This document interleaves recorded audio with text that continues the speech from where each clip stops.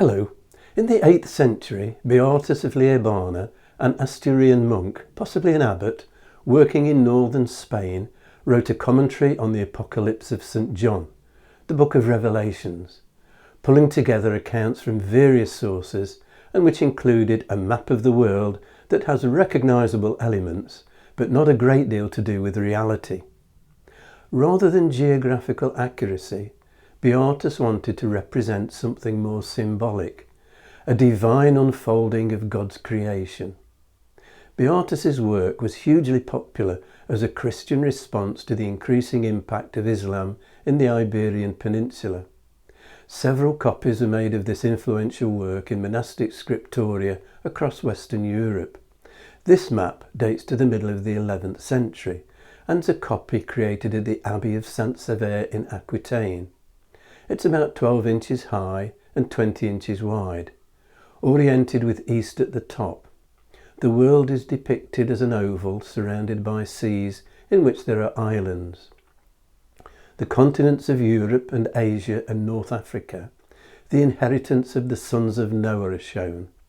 The River Nile and its delta are clearly recognisable. Mountain ranges are indicated by indented rows, like the teeth of a saw. Jerusalem is near the centre of the map, and at the top is the Garden of Eden, with the Tree of Life and the 4 rivers of paradise described in Genesis. If there was an earthly paradise, then it must have been on earth, and therefore had to be located, even if, from the fall, it was no longer accessible. Hereford Cathedral is home to perhaps the most famous Mappa Mundi, another map of God's creation. Dating to around 1290, it has been credited to Robert of Haldingham, a prebend at Lincoln Cathedral, and was once believed to have been made in Lincoln, a theory given credence by a particularly detailed depiction of Lincoln's medieval cathedral. But research has shown the wood on which it was originally laid out came from the Hereford area, strongly suggesting it was created locally. The map is on a single sheet of vellum, 5 feet 2 inches by 4 feet 4 inches, and oriented with east at the top. It depicts what in Christendom was the then known medieval world: Europe, Asia and Northern Africa, with Jerusalem at the centre and the British Isles bottom left. In the margin is a scene showing Caesar Augustus handing a charter with a large seal attached to 3 geographers, giving them instructions to survey the world. Around 420 cities and towns are shown on the map, along with biblical events and images from classical mythology, including the Cretan labyrinth, supposedly built by Daedalus to contain the bull-headed Minotaur, killed by Theseus, who found his way out by following the thread given to him by Ariadne. Some medieval churches had a paved labyrinth, followed by pilgrims who walked the winding path as a kind of prayerful aid to meditation.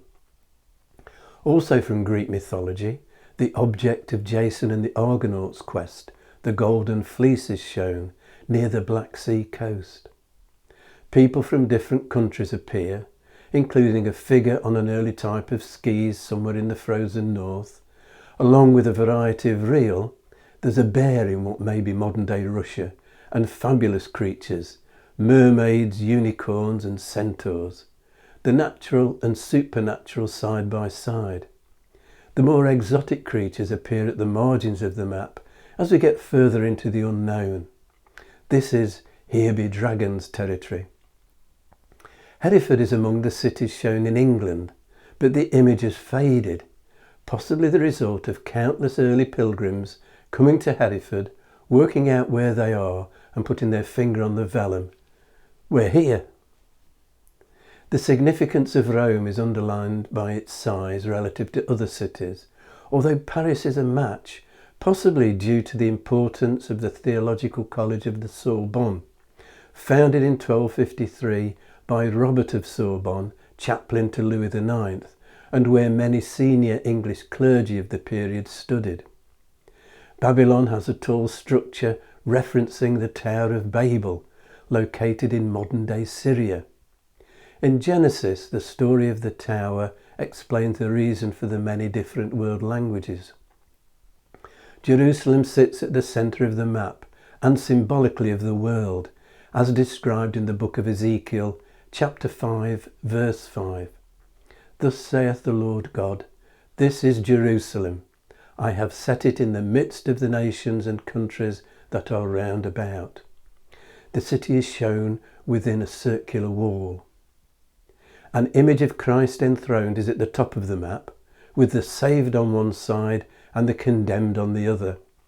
The Garden of Eden is shown separated from the earthly world by a ring of fire and water at the eastern edge. There's an image of Noah's Ark located somewhere near the border of Turkey and Armenia, which fits with the theory of the Ark ending up on Mount Ararat. Inside the Ark, the faint outlines of figures and animals can be glimpsed. The supposed route taken by Moses leading the Israelites through the Red Sea is among the many other sites marked.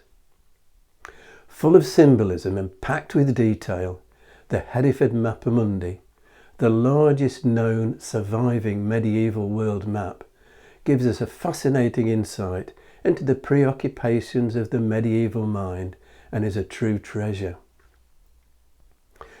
Next time, I'm going to take a look at a medieval map showing an important pilgrim route through England to Canterbury.